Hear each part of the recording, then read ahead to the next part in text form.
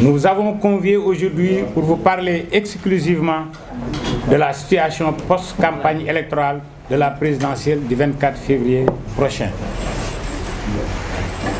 Nous commencerons d'abord par féliciter le gouvernement du Sénégal par rapport à ses récentes réalisations à forte potentialité économique telles la mise en service du pont sénégambien de Farafenni, le dragage du port sec de Kaolack, l'augmentation du nombre de kilomètres autoroutiers, l'inauguration du marché d'intérêt national et de la gare des gros porteurs de Diamniadio. Dans la même foulée, l'INACOA ISL se félicite de l'excellente campagne arachidière et maraîchère de cette année et demande aux ministres concernés de tout mettre en œuvre pour une bonne réussite des campagnes de la commercialisation. Après cela, nous sommes sur la dernière ligne droite pour la présidentielle aux multiples enjeux. Cela ne doit pas nous empêcher d'assumer nos responsabilités d'opérateurs économiques face aux leaders politiques, que ce soit de l'opposition ou du parti au pouvoir en place. Les confrontations d'axes programmatiques et d'idées généreuses pour le développement du Sénégal valent mieux que les querelles de caniveau.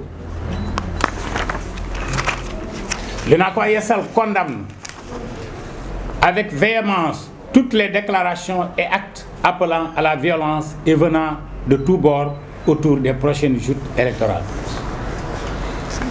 L'INACOA ISL dénonce fermement autant les discours irresponsables et incendiaires de l'opposition menaçant la quiétude du scrutin présidentiel que celui d'un ministre de la République avouant avoir déjà recruté de gros bras sous forme de milices.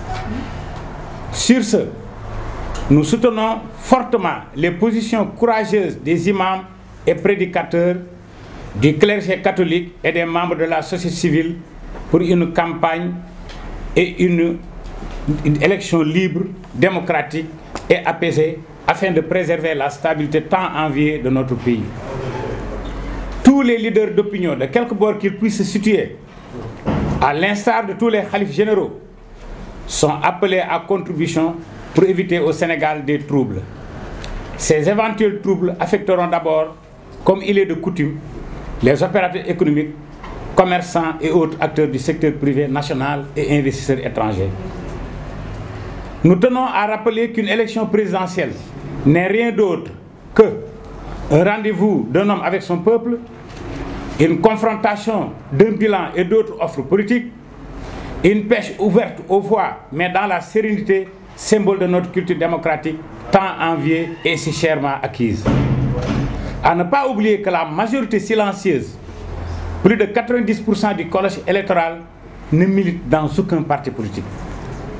Seul le Sénégal doit sortir vainqueur au soir du dimanche 24 février 2019. Que le meilleur gagne.